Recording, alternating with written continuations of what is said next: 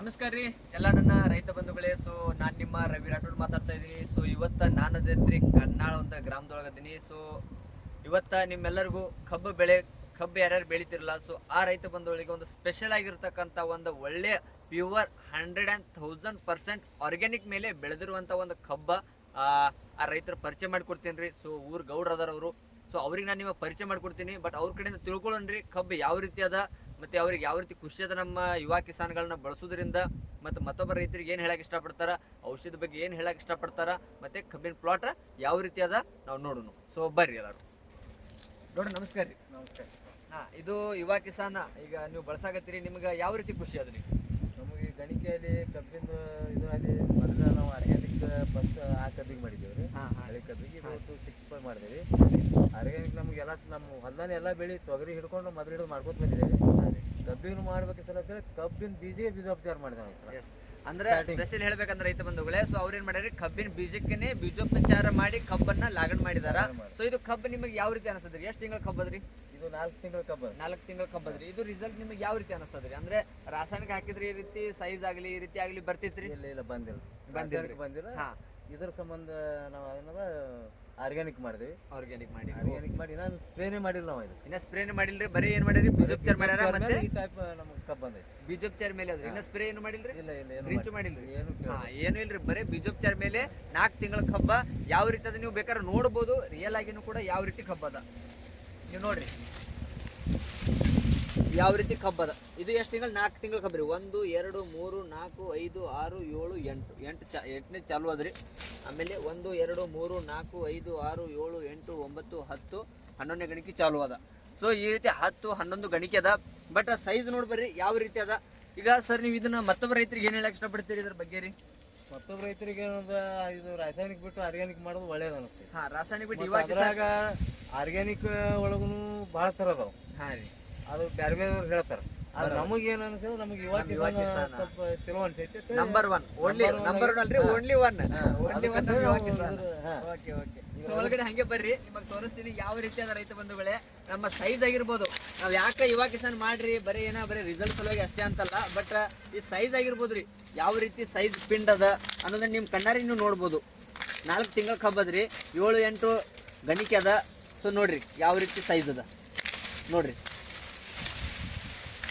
So ಈ ರೀತಿ ಯುವ ಕಿಸಾನ್ ಮೇಲೆ ವಿತೌಟ್ ರಾಸಾಯನಿಕ್ ಒಂದು ಚೂರು ಕೂಡ ಎಳ್ಳಷ್ಟು ಕೂಡ ರಾಸಾಯನಿಕ ಹಾಕಲಾರದೆ ಬಂದಿರುವಂಥ ಪ್ಲಾಟ್. ಸೊ ಈ ರೀತಿ ಅದ. ಸೊ ಯಾಕೆ ಸಾಕಷ್ಟು ಜನರಿಗೆ ಇರ್ತದ್ರಿ, ಸರ್ ಯುವ ಕಿಸಾನ್ ಆರ್ಗ್ಯಾನಿಕ್ ಮಾಡಿದ್ರೆ ರಿಸಲ್ಟ್ ಬರ್ತದೇನಿಲ್ರಿ, ಮತ್ತೆ ನಮಗೆ ಇಳುವರಿ ಬರ್ತದೇನಿಲ್ಲ, ಬೆಳೆ ಸರಿಯಾಗಿ ಬರ್ತದೇನಿಲ್ಲ. ಬಟ್ ನೀವೇ ಕಣ್ಣಾರ ನೋಡ್ಬೋದು, ಈ 4 ತಿಂಗಳ ಪ್ಲಾಟ್ ಅದ. ಸೊ ಈ ರೀತಿ ಅದ. ನೀವು ತಪ್ಪಲ ಸೈಜು ಕೂಡ ನೋಡ್ಬೋದ್ರಿ ಯಾವ ರೀತಿ ಅದ. ತಪ್ಪಲ ಸೈಜು ಕೂಡ ನೀವು ನೋಡ್ಬೋದ್ರಿ ಯಾವ ರೀತಿ ಅದ ನೋಡ್ರಿ. ಈ ರೀತಿ ತಪ್ಪಲನ್ನು ಕೂಡ ಗ್ರೀನೆಸ್ ಆಗಿ ಯಾವುದೂ ಹಳದಿ ರೋಗ ಇಲ್ಲ, ಯಾವುದೂ ಇಲ್ಲ. ಸೊ ನೀವು ಈ ರೀತಿ ಕಬ್ಬದ. ಅದೇ ರೀತಿ ಈ ಕಡೆನೂ ಕೂಡ ಬಂದು ನೋಡ್ಬೋದು ನೀವು ಯಾವ ರೀತಿ ಕಬ್ಬದ. ಈ ಕಡೆ ಬರ್ರಿ ಸ್ವಲ್ಪ ನೋಡ್ಬೋದು ಯಾವ ರೀತಿ ಕಬ್ಬದ. ಸೊ ಮುಂದೆ ತೊಗೊಂಬರ್ರಿ ವಿಡಿಯೋ. ಸೊ ಈ ರೀತಿ ಕಬ್ಬದ. ಸೊ ಬಡ್ಡಿಗೆ ಏನಿಲ್ಲ ಅಂದ್ರೆ 7 8 ಕಬ್ಬನು ಕೂಡ ಹೊಡೆದಿದ್ದಾವ. ಸೊ ಈ ರೀತಿ ಇರೋದ್ರಿಂದ ಗೌಡ್ರ ನಾವು ಒಂದು ಮಾತು ಹೇಳಕ್ಕೆ ಇಷ್ಟಪಡ್ತೀನಿ ರೀ. ನಮ್ಮ ಯುವ ಕಿಸಾನ್ ಪ್ರತಿಯೊಬ್ಬ ರೈತರು ಯೂಸ್ ಮಾಡ್ಬೋದು ರೀ. ಪ್ರತಿಯೊಬ್ಬರು ಮಾಡ್ಬೋದು ರೀ. ಸೊ ನಿಮಗೆ ಹೇಳ್ಬೇಕಪ್ಪ ಅಂದ್ರೆ ಇನ್ನು ಯಾವ್ಯಾವ ಬೆಳೆಗಳಿಗೆ ಯೂಸ್ ಮಾಡ್ತೀರಿ? ನಾವು ಇಲ್ಲಿ ತನಕ ಮೆಕ್ಕೆಜೋಳಕ್ಕೆ ಮಾಡಿದ್ದೀವಿ. ಮೆಕ್ಕೆಜೋಳಕ್ಕೆ ಮಾಡಿರಿ, ತೊಗರಿಗೆ ಮಾಡಿರಿ, ಆಮೇಲೆ ಉದ್ದಿಗೂ ಮಾಡಿರಿ, ಕಬ್ಬಿಗೂ ಮಾಡ್ಯಾರ. ಇಷ್ಟೆಲ್ಲ ಬೆಳೆಗಳಿಗೆ ಅವ್ರೇನು ಯೂಸ್ ಮಾಡ್ಯಾರ. ಯುವ ಕಿಸಾನ 100% ಇದ್ರಾಗ ಸಕ್ಸಸ್ಫುಲ್ ಅದ್ರಿ. ರಾಸಾಯನಿಕ ಹಾಕ್ಲಾರ್ದೆ ತೆಗ್ದಿರಿ.